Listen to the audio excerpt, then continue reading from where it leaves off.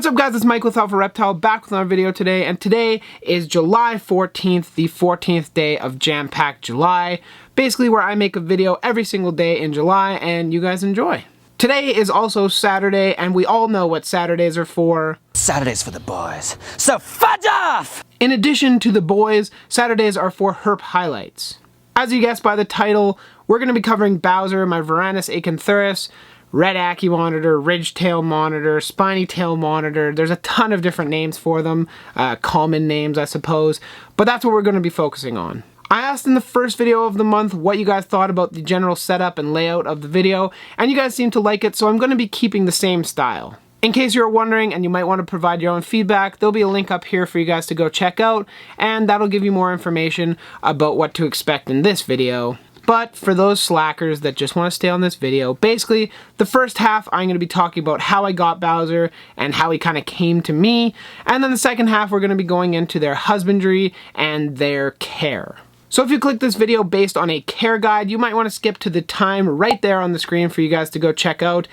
Basically, up until that time will just be me talking about how I got Bowser, the backstory to him coming to my room.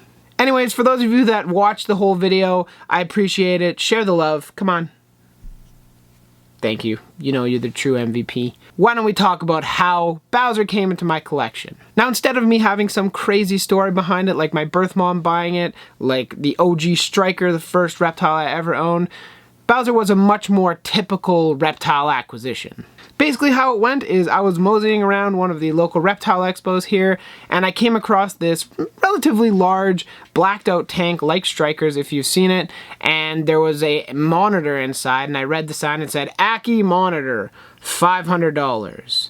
And I was like, damn, 500 bucks. From that moment on, from when I noticed the price tag and the animal, I kind of knew that something was up, and I had a general idea of what they are, but not a ton. And that was the very first day of the expo, Saturday, early in the morning. So basically what I did is I came home and started researching. I started looking at how big a cage they need. I wish there was a video like this posted because there really isn't. So I had to turn to the depths of the internet to find my resources to see how to keep these guys.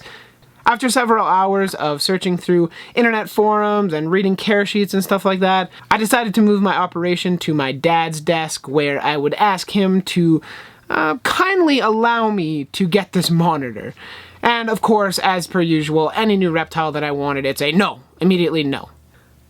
What can I say? I'm a good convincer, and I basically just pestered him until he said yes. However, that was not until the following day. It wasn't until about 30 minutes before the Reptile Expo closed that he said yes. And so I immediately called up my buddy Cody, which if you don't know who he is, check the link up there. There is a video to his reptile room tour. You can go check it out. But Cody, the homie, pulled through and basically acquired him, paid the $450 because he got it for a discount because he's like in, you know, he knew the seller, so he got a good deal, and he provided that to me, so I really appreciate that. Basically, Cody is the reason why I have a red Ackie monitor. When I got Bowser, he was actually just a juvenile, definitely not full grown, probably under a year old, and I got him 4 years ago in May 2014, so literally just over 4 years ago. Since that day, he has quickly grown on you guys to be one of your favorites in the room. I know there's the Tig lovers, but I think they're just less vocal. And just because some of you guys will be some of my fans, I figured that I would let you guys know that Bowser used to have a girlfriend named Stella, and I'm not going to go into it in this video, but if you guys are curious as to what happened to her, I actually caught it live on recording, I guess, but I had no idea what was going on. So it was a pretty heartbreaking moment for me.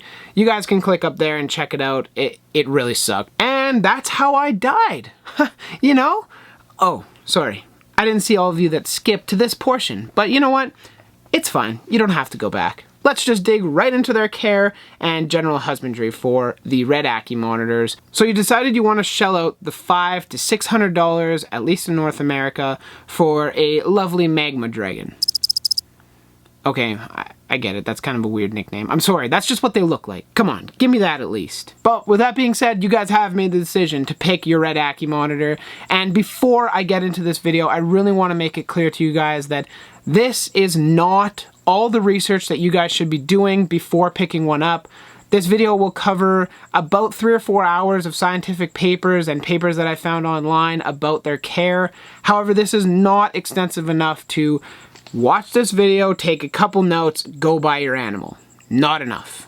Make sure you do your proper research, and I just wanted to get that disclaimer out before we start the captive husbandry and natural history of the wonderful red Ackie monitor. So now that we got that out of the way, Ackie monitors in general, both red and yellow, are part of the Odotria subgenus of Varanids. This group of monitors are endemic to Australia and include a vast number of species, including things like the Varanus pilbarensis, Varanus gilleni, Varanus brevicauda, all of which are remarkable species of monitors. And if you don't like red Ackies that much, well, A, I don't know why you're watching this video, and B, I strongly recommend going to check those guys out. Just keep in mind, these are not all the species of Odotria monitors out there. There are several more species that belong to this subgenus. Due to being in the same subgenus, they are classified on kind of their habitat and mannerisms, and they share many characteristics with one another. Like, their habitats are all pretty similar, and their ways of living, again, are very similar. Many of them, including the Varanus acanthurus, live in rock outcrops or crevasses in a vast, massive rock array landscape with shrubland. The defensive behavior of the Varanus acanthurus is that they'll duck into the rocks and inflate themselves and then swing their spiny tail in front of their face to prevent any predators from A, being able to pull them out of the rock crevice, or B, if they try and get their head, they're gonna get a mouthful of spiny tail first. Something that's pretty interesting with these guys is that they are very proficient burrowers. They like to dig, they will definitely use a deep sand bed and use pretty much every inch of it. In the wild, they will excavate deep into the rock faces where it is cool and humid. This is in the efforts to escape the blistering temperatures found in the outdoor environment. Now, Ackie monitors specifically range across much of northern Australia, stretching from Queensland all the way to Western Australia. They are found north of Mikathara. Please, Aussies, rip me apart. Go for it. And then they're also found west of Mount Isa or Mount Isa. So that's kind of their general range. If you look at a map, right up there, it is basically most of northern Australia. Now that's a little bit about their wild-like conditions and how they live in the wild. As far as captive care goes for these guys, they're a very easy species to keep as long as you get the humidity and the heat down. You guys will see what I mean a little bit later in this video. Now, cage size for these guys, I recommend no less than a 4 foot by 2 foot by 2 foot vivarium. That's what I have, and that is pretty much the smallest that I definitely keep a pair in. But remember, if you're having issues in dealing with what cage size you want to use, always go with bigger for monitors. If you can provide more space, do so. As these monitors are extremely inquisitive and active and will use every inch of both vertical and horizontal space in their vivarium. The interior of your enclosure is very much to your liking. Now, I would say more is typically better. I definitely try and create some vertical space. You can see by the cork bark tubes, and hopefully in the future I'll be able to get a faux rock background all the way across the enclosure for Bowser to be able to climb up and investigate and kind of use his natural instincts to maneuver the rock crevices. This vertical space can be achieved in my vivariums by the cork bark. I also strongly recommend checking out the Reedy Stack or the Reedy Stack, which is basically a homemade wooden stack of, you can either use bricks or flagstone or something like that, or even wood for them to bask on. It gives a great temperature gradient and something that I strongly recommend using. You can also create a stack of naturalistic rocks from a landscaping company or something like that if you feel the need to. Something that I mentioned earlier is that Ackies love to dig. Now, this is critical in their enclosure that you provide at least 6 inches of substrate depth, and ideally even more than that. They will use it if you set it up properly. I currently use a mixture of 50% sand, 50% coconut. You can use a 50-50 ratio of topsoil, which has been sterilized, to sand. That works really well. And I've even heard some people use I think it's a 1-to-1 ratio of sand and vermiculite. It really holds humidity well and something that they are able to dig in very, very easily. So if you're more interested on that, that is one of the topics that you can go research on your own.